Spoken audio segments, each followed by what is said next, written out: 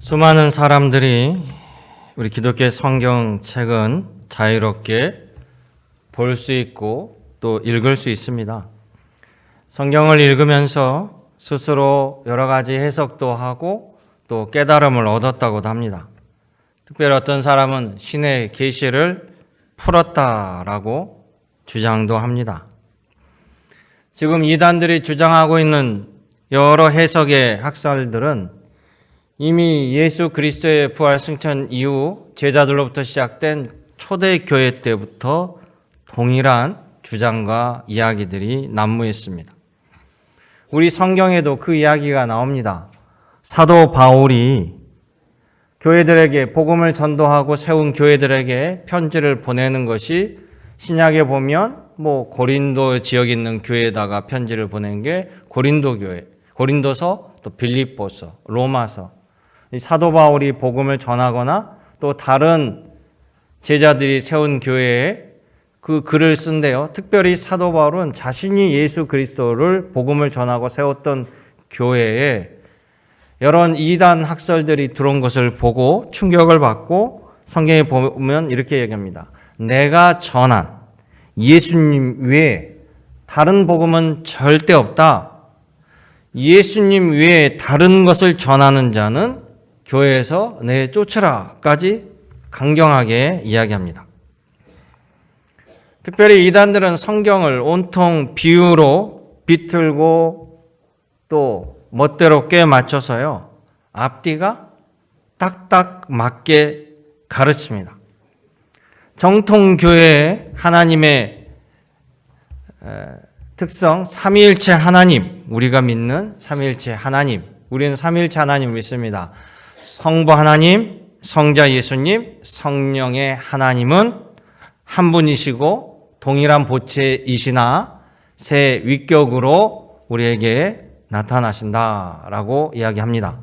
특별히 성자 예수님은 성령으로 인하여 육신을 입고 오신 완전한 신성과 완전한 인성을 가지고 계신 분으로 우리가 가르칩니다. 근데 이 하나님에 대한 속성이 매우 어려워요. 이해하기 어려워요. 왜 어렵느냐? 우리는 하나님이 지으신 피조물이에요. 피조물에 한계가 있습니다. 인식에 한계가 있다는 거죠.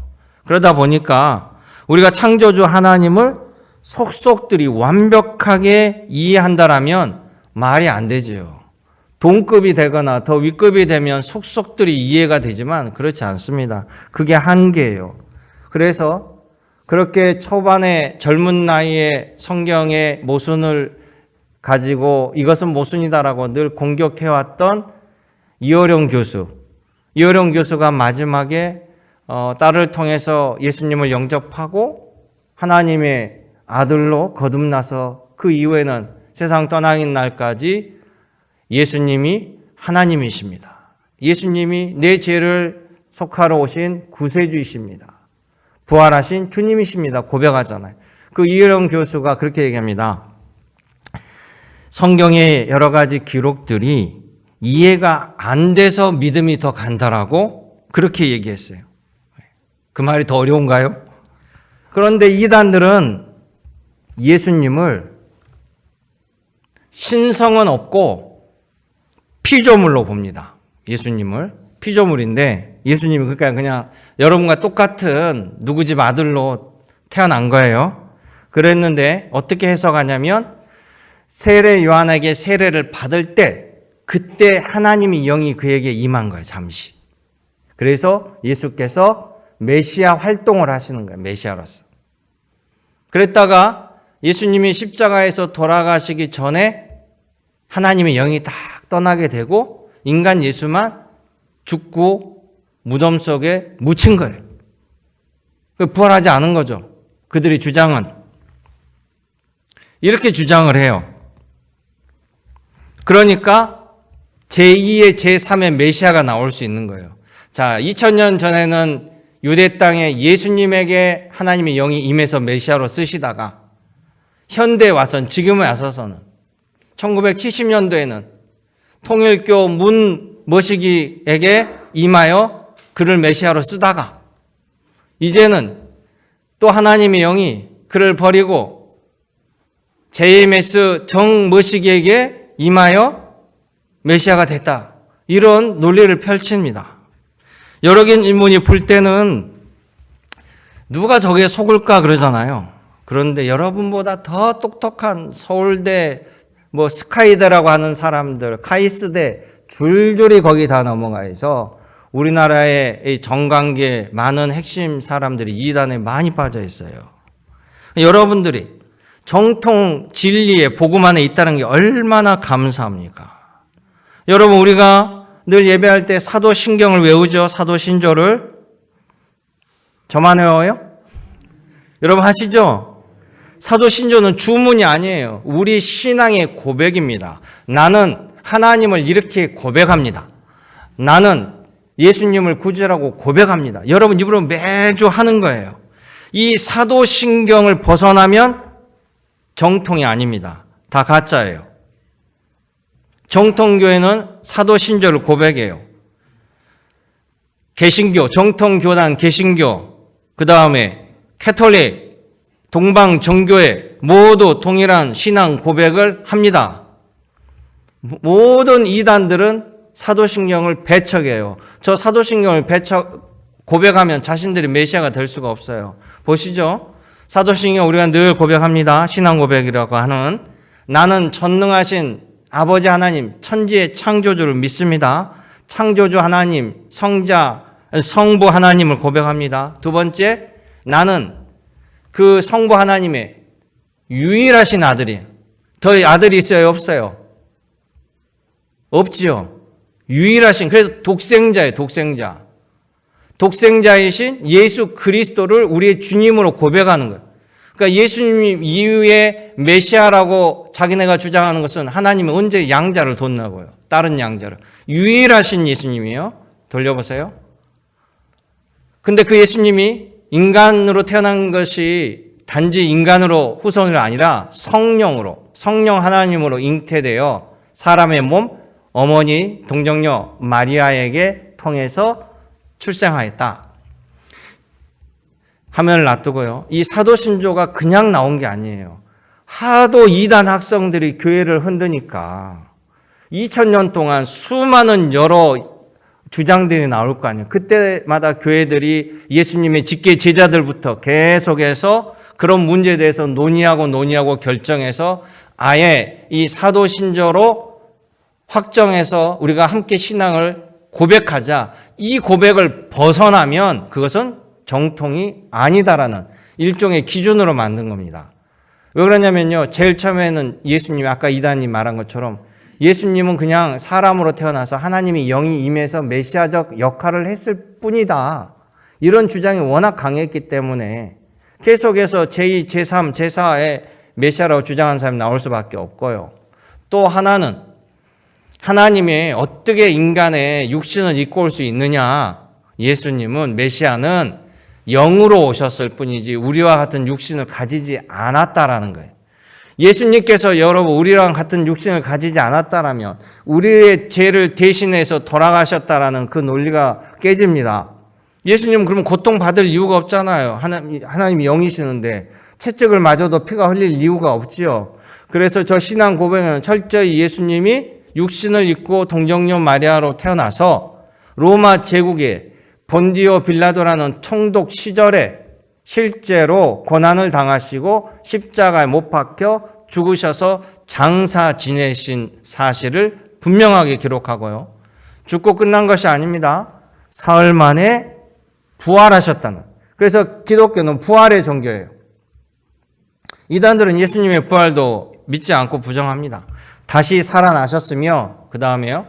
하늘로 오르사 승천하시사 전능하신 하나님 우편에 앉아 계시다가 그러면서 성령의 시대가 오지요. 성령을 보내셔서 나중에 최후의 심판 때 예수님 약속하신 것처럼 거기로부터 하나님의 하늘 보좌로부터 이제 심판주로 오신다는 거예요. 살아계신 자와 죽은 자를 심판하러 오시는 심판의 주, 재림의 주.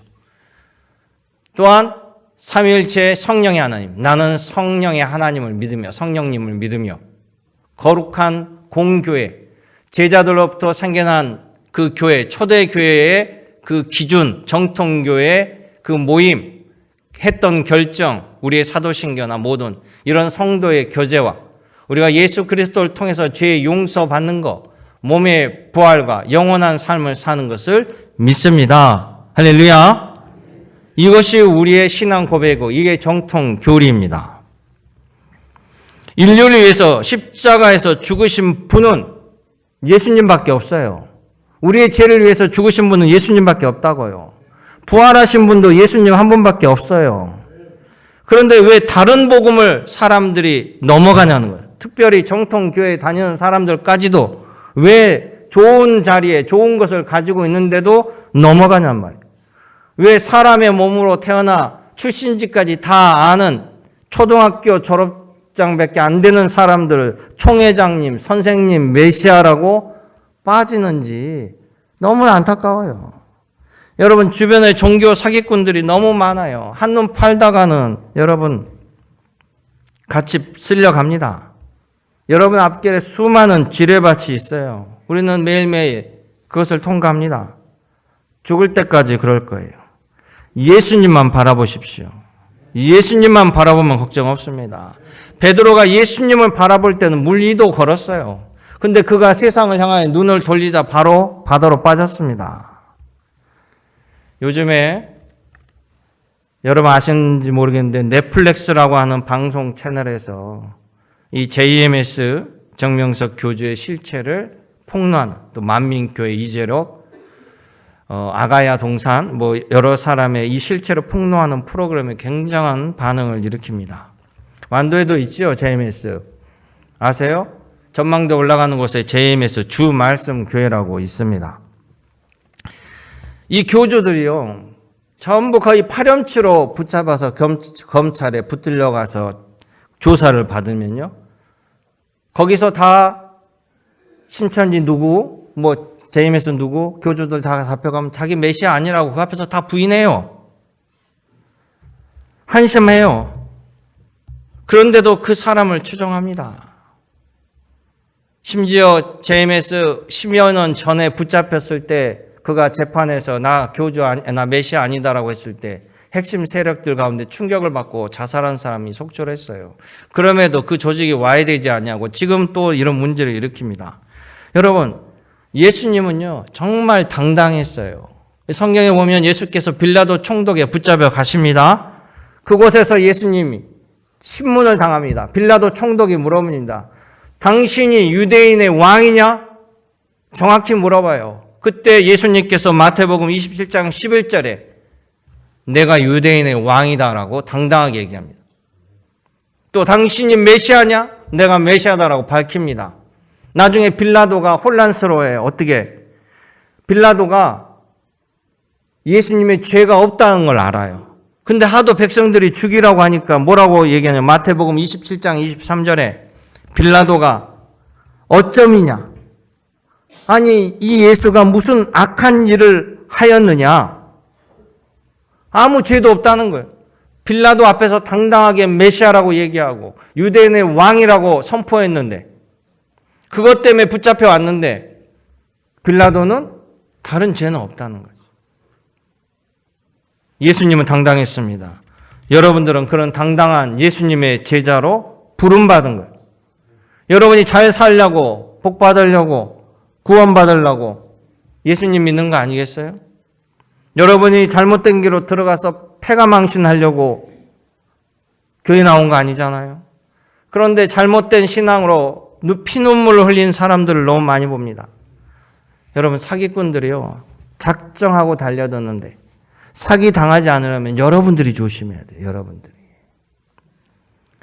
여러분 교회 정통교회 가르침에 충실하게 듣고 배우고 예배 참여하고 봉사하길 원합니다. 말씀이 어렵다라고 성경이 이해가 되지 않는다고 내가 쉽게 이해된다고 그게 다 진리가 아니에요. 여러분 사기 당해봤죠? 사기 당해보세요. 다 내가 설득당해서 사기 당하는 거예요. 내가 들으니까 다 귀에 쏙쏙 맞는 소리를 하니까 돈을 투자하는 거예요. 그래서 다 날리는 겁니다. 여러분이 사기당할 때 이해가 전혀 안 되는데 사기당한 적 있어요? 없어요. 그 사람 말에 설득이 넘어가고 내 귀에 딱딱 달라붙어요. 그래서 사기당하는 거예요. 오늘 예수님, 우리 예수님의 공생애, 예수님이 어떻게 시작하시는지, 예수님의 말씀, 예수님이 하신 일을 통해 여러분 예수님을 제대로 알아가고 제대로 믿고 따르는 우리 믿음의 권속이 되시길 주님의 이름으로 축원합니다. 첫 번째, 예수님은요, 거룩하고 의로운 일을 위해서 제자를 세우신다라는 거예요.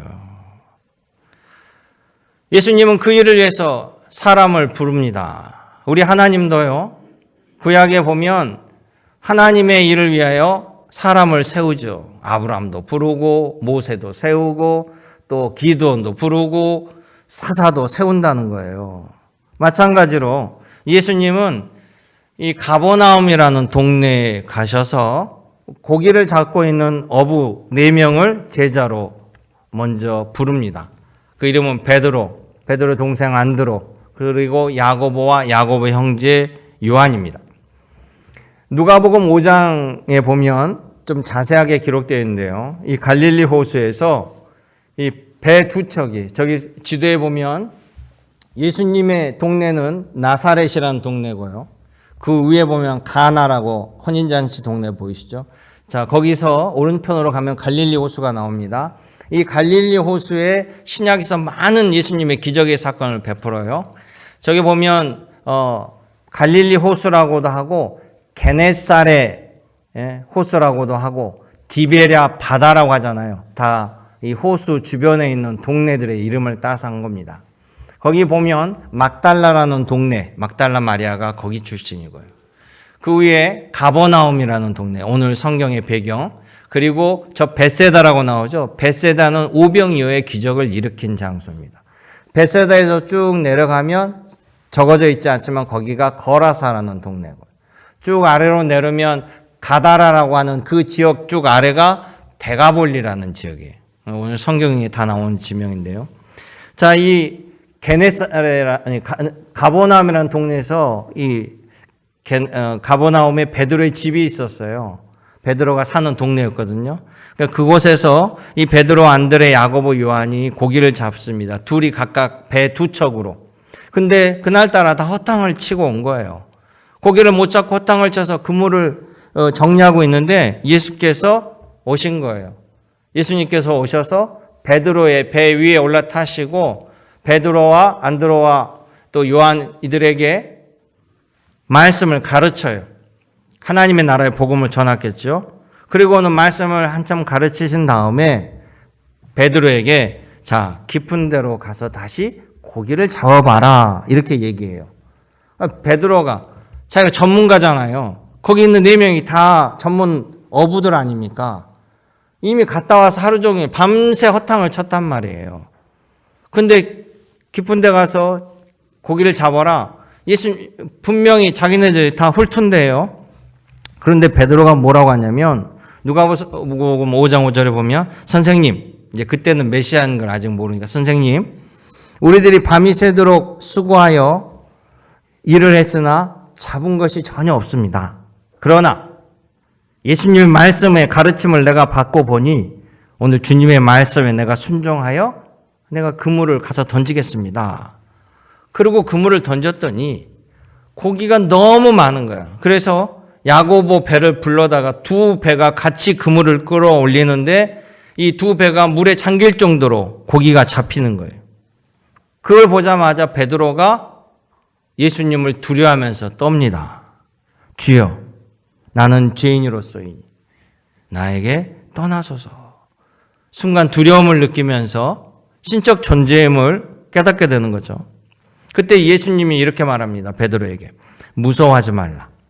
너가 이제는 사람을 취하는 내 제자가 되리라. 너희가 내 말대로 가서 행하였더니 물고기가 잡힌 것을 보았지. 너희 전문 어부들이 안 된다고 했지만 내 말을 따르면 되는 것을 보았지 않느냐. 너희는 살아있는 물고기를 잡아 결국 죽여서 파는 일을 하지만 너희들에게 잡히는 물고기는 다 죽어나가지만 이제 나를 따르는 나의 제자가 되면 죽을 영혼들이 살아나는 거룩하고 의로운 구원자의 손길이 될 것이다. 할렐루야. 성경에 보면 이 베드로의 동생 안드레가요, 먼저 세례 요한의 제자로 활동한 기록이 나와요. 그러니까 이 안드레는 이미 예수님에 대해서 소식을 들어서 어느 정도 알고 있었고 또 자기 형 베드로에게 이야기했다는 거죠. 자, 안드레의 얘기를 통해서 세례 요한의 얘기를 들었습니다. 예수님에게 직접 말씀도 들었습니다. 예수님 말씀에 순종하여 고기도 잡았습니다. 예수님의 이적도 체험했어요. 예수님의 말씀에 반박할 이유가 없어요. 자, 이 지점에서 따를 것인가 말 것인가라는 신앙의 결단이 필요합니다.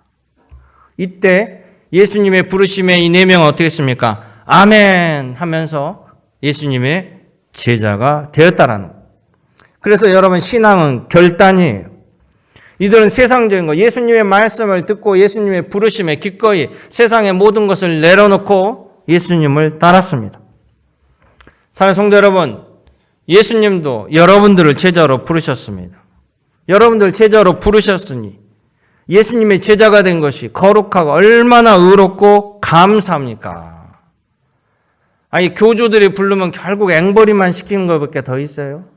그래도 좋다고 따라다녀요. 주님은 여러분들 거룩하고 생명을 건지는 일에 부르셨습니다. 주님이 여러분을 택하신 거예요. 주님이 여러분을 택하시고 인도하시면 못할 게 없어요. 성경에 보면 사람에게 하나님의 영이 임할 때는 하나님이 그를 들어서 쓰는 선지자, 사사, 이런 사람들이에요. 기드온이라고 하는 아주 소심한 사람이 있어요. 기드온이라는 아주 소심한 사람에게 하나님의 영이 역사합니다. 너는 내가 큰 용사로 불러 쓰겠다. 하나님이 기드온을 들었으니까 이 소심한 사람이, 그때 당시에 미디안이면요, 사우디아라비아 아랍족들이요. 아랍족들이요 13만 5천 명을 대군을 이끌고 이스라엘 쳐들어올 때 이 기드온이 하나님이 가르쳐준 방식대로 단 300명만 들고 나가가지고 13만 5천 명 중에 12만 명을 괴멸시켜버리고 다 전사시켜버리고요. 15,000명이 항복하고 붙잡히는 대전가를 이루게 되었습니다. 하나님이 들어쓰셔서 한 거예요. 여러분들 이끌어 가시는 우리의 대장 백정 예수 그리스도의 제자로 살아가는 겁니다. 사단도 마귀도 귀신도 예수님 앞에 힘 못 씁니다. 여러분 예수님의 제자이기 때문에 여러분 앞에도 손대지 못합니다. 죽음도 영원히 예수님을 삼키지 못합니다. 여러분들은 그분의 제자임을 기억하십시오. 여러분들이 예수님을 버리지 않는 한 예수님은 결코 여러분들을 버리지 않습니다. 여호수아가 그러죠. 가나안 땅 온갖 우상이 많은 수많은 지레밭이 있는 그 가나안 땅을 들어가면서 백성들에게 경고합니다. 나와 내 집은 오직 여호와 하나님만을 섬기리라. 여러분들도 그렇게 살라라고 강력히 강조합니다. 여러분들도 바로 여호수아가 외친 것처럼 예수님의 제자로 예수님만 바라보고 예수님만 경배하고 예수님에 대한 믿음으로 살아가시길 주님의 이름으로 축원합니다. 두 번째, 예수님은요, 성경에 보면 하나님의 나라를 가르쳐요. 그러니까 율법의 뜻, 하나님의 뜻을 가르쳐서 완성시키는 거예요. 자, 예수께서 이 가버나움을 통해서 이 갈릴리에서 사역하실 때 3가지를 집중적으로 하십니다. 이게 예수님의 사역이고 결국 우리 교회의 사역이에요. 교회들의. 첫째는 하나님 나라를 가르치는 거예요. 가르치는 교육. 두 번째는 복음을 전파하는 겁니다. 복음 전도. 세 번째는 봉사예요. 세상을 향하여 봉사. 이 봉사는 예수님은 질병을 고치고 병자를 치유하는 일로 나타나게 돼요. 자, 이스라엘은 원래 성전이 있었습니다. 성전을 중심으로 제사를 드리고 모든 중심이 성전의 가르침을 받았어요. 그런데 586년, 주전 586년에 바벨론 제국에 의해서 이스라엘이 멸망해버리면서 성전도 다 부서져 버리고 없어집니다. 그리고 이스라엘 백성들 전부 바벨론 제국 그발 강가로 다 포로로 끌려가 버려요. 제사장 계급이 다 몰락해 버립니다. 제사를 드릴 수 없으나 유대인들은 생활의 지침, 하나님의 말씀 핵심인 율법을 가지고 있어요. 그러니까 제대로 된 유대교인들은 이 율법을 전해야 될 책임이 있고 가르쳐야 될 책임이 있어요. 물론 하나님께 범죄하여 망했다라고 생각한 회개하고 돌이킨 유대인들은 이 율법을 그때부터 가르치고 또 회복하는데 전심전력합니다. 뭐 반성하지 않는 사람들은 안 하지만요. 그러면서 생긴 게 회당이에요, 회당. 이 회당은 모일 회자예요. 그냥 가정에서 몇 사람 모여서 시작하는 게 회당의 출발이에요. 그게 바로 나중에는 우리 교회처럼 된 겁니다. 동네마다 회당이 들어서게 되고 회당에서 예수님의 하나님의 말씀 율법을 가르치고 전하고 교육시켰어요. 그 회당의 장이 회당장입니다. 그리고 나중에 이 회당은요, 이스라엘 백성들에게 절대적인 영향력을 끼치는 큰 힘을 발휘합니다. 율법대로 가르치고 또 지도하니까요. 예수님은 가버나움에 가면 큰 회당이 있어요. 저게 그 당시 예수님이 들어가셔서 가르쳤던 회당이에요. 지금은 다 폐허가 됐지만. 저 회당 앞에는 동네가 형성되어 있고 다 발굴됐는데 유적이요. 거기에 베드로의 집도 있습니다. 돌려보세요. 이게 회당 앞에서 바라본 동네가 보이죠. 발굴된 동네가 다 돌로 된 집들입니다. 그리고 저 안쪽에도 똑같은 돌로 된 집인데 저 집이 베드로의 장모의 열병을 고쳤던 베드로의 집이라는 것이 발굴돼서 그 위에다가 교회를 세운 거예요. 그 교회 예배당에 들어가면 가운데에 투명 유리로 밑에 베드로의 집터가 보입니다. 자, 그래서 저 회당에 들어가서 말씀을 전하는 거예요. 예수님도 저 회당에 가셔서 말씀을 전했습니다. 율법의 궁극적인 목표, 구세주 메시아를 만나야 되는 것. 그 구세주 되시는 분이 누굽니까? 예수님이. 예수님을 영접해야 돼요. 구약을 통해서 이게 진리고 복음이에요. 그러니까 구약은 예수님을 가리킵니다. 그 예수님을 만나는 거죠. 그러니까 구약의 완성은 주님이, 예수님이. 그래서 예수님은 5장 17절에 뭐라고 합니까? 내가 율법이나 선지자를 폐하러 온 걸로 생각하지 말라. 나는 완성시키러 왔느니라. 할렐루야. 그 율법에서 말씀하신 그 메시아, 그분이 바로 예수님이라는 거예요. 그런데 그렇게 놀라운 이 가버나움이 현재 가서 보면 폐허가 됐어요. 폐허가. 동네가 망했어요. 저 가버나움이, 저기 이제 강가에 있는 가버나움인데, 저 가운데에 있는 게 베드로의 집, 그리고 그 옆에 있는 게 가버나움 회당. 근데 실제 가버나움은 매우 크고 번창한 도시였어요. 훨씬 저것보다 큰, 지금 발굴된 것보다.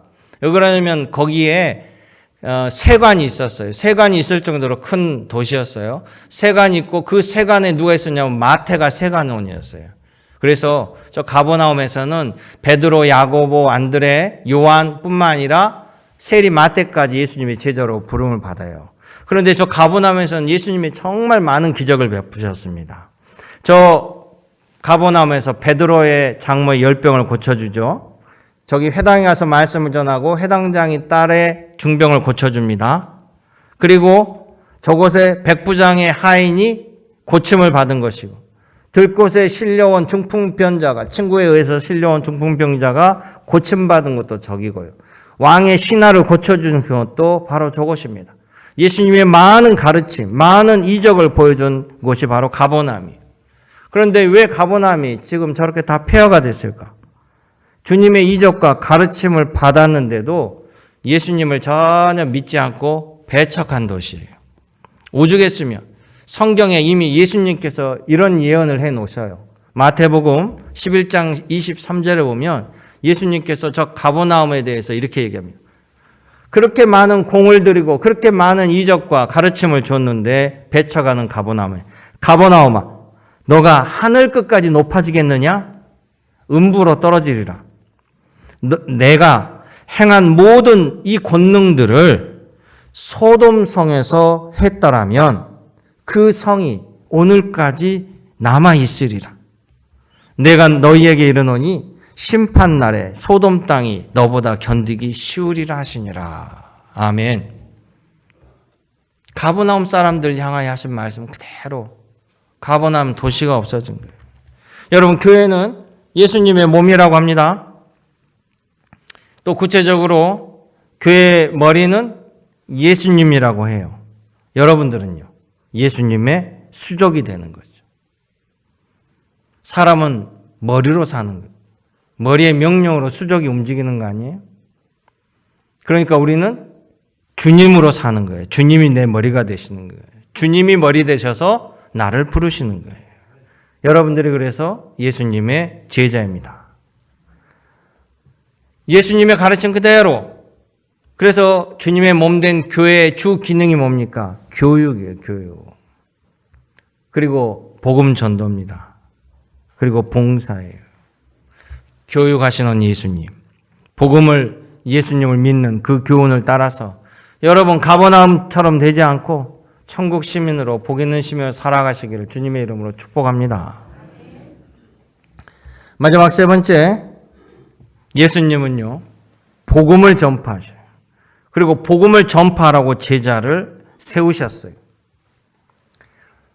자, 오늘 이 마태복음 통해서 아까 예수님이 제일 먼저 제자를 부르시는 것을 보여드렸고, 그 다음에 예수님의 교육, 그리고 이제 복음 전파와 봉사 부분에 대해서, 이 세 가지 기능 중에 복음 전파와 봉사 부분에 대해서 얘기하는데요.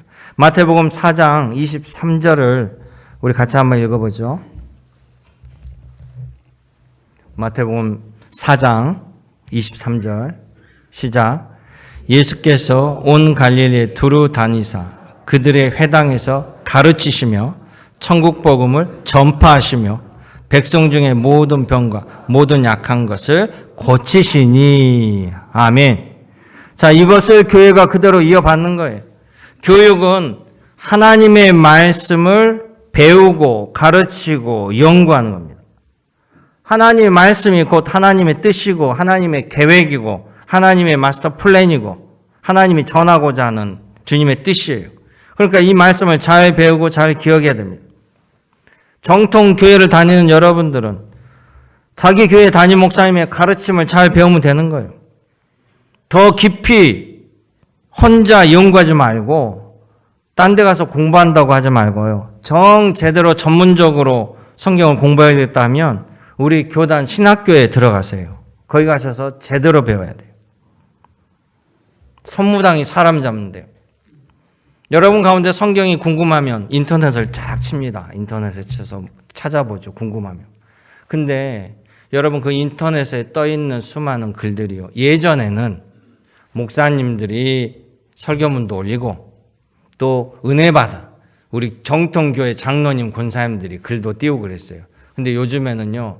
조직적으로 이 인터넷에 성경 말씀을 올리는 세력들이 있어요. 누굽니까? 신천지, JMS. 어마어마하게 올립니다. 이게 이제 하도 타격을 많이 받고 포교가 안 되니까 그렇게 들어가요. 그래가지고 사람들이 궁금해하는 걸 자기식으로 자기네가 배운 대로 쫙 올려놔요. 그러면 보면 아우 맞네라고 넘어가면 밑에가 잘 보세요. 꼭 어디든지 무료 성경 공부를 원하시면 클릭하세요. 그리고 영문으로 오든지 신천지 다 흔적이 있어요. 그걸 잘 보셔야 돼요. 거기 인터넷에 떠있는 글이 성경 해석이라고 그걸 믿으면 여러분은 가랑비에 속어 젖는 거예요. 나도 모르게. 그리고 우리가 생각할 때 왜 이단들이 저렇게 파렴치범을 따르는가? 그 이유를 알려드릴게요. 처음부터 파렴치범이 정체를 드러내는 게 아니라 성경 공부로 시작해요. 성경 공부로. 일반 교회에서 잘 안 가르쳐 준다고 생각하는 이렇게 난해하고 어려운 것들이 있죠. 그걸 아주 명쾌하게 자기네식으로 아주 쉽게 무식하게 풀어도 되니까 그렇게 해서 접근을 해요. 그러면 여러분 새로운 세계가 열린 것처럼 생각합니다. 그렇게 해서 달달달달달달 그 교리를 가르쳐요. 그래서 완전히 세뇌가 당하면 그 다음에 실체를 밝히는 거예요. 처음에는 전부 다 일반 교회랑 간판도 똑같아요. 교주가 누군지 메시아가 누군지 얘기 안 해요. 여러분들이 완전히 세뇌가 돼서 눈 돌아가면 그때 밝혀도 그때는 이미 세뇌가 당했기 때문에 여러분 이단 다닌 사람들한테 얘기하면 성질 내지 따라옵니까? 자기네들이 바른 진리라고 한다는 거예요. 그런데 많은 사람들이 그것을 알지 못하는 거예요. 제발 자기가 분석한다고 들어가지 마요. 자기가 경험해보고 그거를 바꾸겠다고 하지 마시라고요. 그래서 마약이 무섭다고 하는 거예요. 마약은 손도 대지 말라고 그러잖아요. 나는 절대 유혹이 안 넘어가. 그런 쓰잘데기 없는 자만심 갖지 마시라고요. 저도 내시경 이렇게 이제 나이가 되니까 할 때가 있잖아요. 그래서 그걸 이제 병원 가서 수면 내시경을 선택했어요. 수면 내시경. 그래가지고 그냥 하기에는 도저히 입 벌리고 있고 못 하겠더라고요. 그래서 수면 내시경을 했는데 의사 선생님이, 마취 선생님이 오셔서 하신 분 많죠. 주사를 딱 하면서 자 이제 주무십니다. 딱 하는 순간 탁 잠들어 버려요. 그리고 잠에서 깨면 모든 조사가 다 끝났는데 불과 시간이 15분에서 20분밖에 안 되는데 그렇게 깊이 잠을 잘 수가 없어. 최근에 그렇게까지 꿀잠을 자본 기억이 없는데 이거 한 방에 정말 푹 자고 일어난 느낌. 이래서 프로포폴을 맞는구나.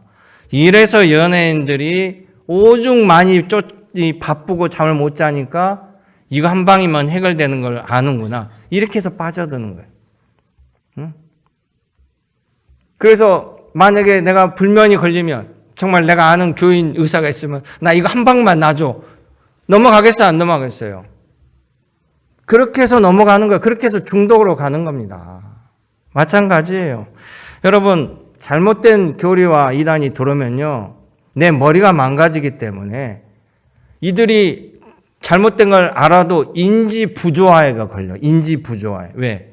내가 이것을 인정해버리면 지금까지 내가 살아왔던 헌신했던 모든 세월들이 통째로 날아가기 때문에 정신이 무너져요. 그래서 아니다. 아닐 것이다. 이건 모함이다. 나는 바른 진리를 붙잡고 있고 심지어 그 사람이 감옥에 가든 그 사람이 죽든 절대 그걸 포기 못해요. 그래서 이단이 안 무너지는 겁니다. 예수님 제대로 믿어야 돼요. 여러분 건강한 약도 약국에서 파는 제약회사에서 제대로 만든 약을 먹어야지. 제발 개인이 만들어서 뭘로 만드는지도 모르는데 이거 특효약이라고 하면 그걸 날름 갖다가 여러분 드실 거예요? 여러분 정통교회, 여러분들이 믿는 신앙, 우리도 이미 선교사를 통해서 미국, 카나다 정통 선교사를 통해서 예수님을 영접하고 예수님의 제자가 되었습니다. 여러분들은 제대로 진리를 접한 거예요. 예수님이 나의 구주요, 예수님이 따르는 것이 여러분에게 축복입니다. 그렇죠? 예수님 믿고 여러분 영혼이 잘된 것이 첫 번째예요. 내 영혼이 잘 돼야 돼요. 그래서 예수 믿는 사람에게 예수 믿고 너가 영혼이 잘된 것처럼 너의 육신과 너의 삶도 잘 되기를 간구하노라, 기도하노라. 그게 요한 3서의 말씀이에요. 사랑하는 성도 여러분, 어떤 사람도 예수님을 대신할 수 없습니다. 예수님만이 유일하신 하나님의 아들이에요. 예수님 한 분이면 족합니다. 예수님의 가르침만 따르면 됩니다. 예수께서 세상에 하신 일, 우리 성경에 보면 사람들의 병을 고치는 일이에요. 교회 말로 얘기하면 세상을 섬기는 일들이에요. 그게. 교회는 세상을 봉사합니다. 사랑의 봉사, 몸으로 봉사, 물질로 봉사, 구제, 헌금으로 이웃을 섬긴다. 예수님은 그러죠. 너희가 병자를 위해서 기도해 주라. 내가 고치리라. 여러분이 고치는 거 아니에요. 중병자, 불치병, 죽음은 예수님이 하나님만이 하실 수 있어요. 우리는 기도해 주는 거죠. 봉사죠. 서비스죠. 그러나 너희가 할 수 있는 너희 주변에 있는 가난한 자에게 같이 음식을 나눠 먹고 돌봐주는 거. 그래서 고아와 과부를 돌보라는 거예요. 상징적으로. 너희 여력으로 도울 수 있는 이에게 봉사라고 했습니다. 예수님의 사역이 우리의 사역이 되어야 될 줄로 믿습니다. 이것이 예수님의 명령입니다. 베드로의 수제자는요. 예수님을 따르는 제자는 이렇게 해야 된다라고 성경에 못 박아놨어요. 그 말씀대로 따르기를 원합니다. 베드로전서 4장 10절에서 11절 말씀 같이 읽어볼까요? 화면에 있습니다. 각각 은사를 받은 대로 하나님의 여러 가지 은혜를 맡은 선한 청지기 같이 서로 봉사하라. 만일 누가 말하려면 하나님의 말씀하는 것 같이 하고 누가 봉사하려면 하나님이 공급하시는 힘으로 하는 것 같이 하라. 이는 범사에 예수 그리스도로 말미암아 하나님의 영광을 받으시게 하려 함이니 그에게 영광과 권능이 세세에 무궁하도록 있느니라. 아멘. 이 말씀처럼 하기를 원합니다. 나의 힘으로 하는 게 아니에요. 내가 공급하는 것이 아니고 하나님이 공급하는 은혜로 힘으로 하시는 여러분 되시기를 주님의 이름으로 축복합니다. 은혜롭고 자비로우신 아버지 하나님, 나는 부족하지만 생명의 주 예수님 때문에 나의 영혼이 살며 내 육신이 주님과 함께 동행함을 믿습니다.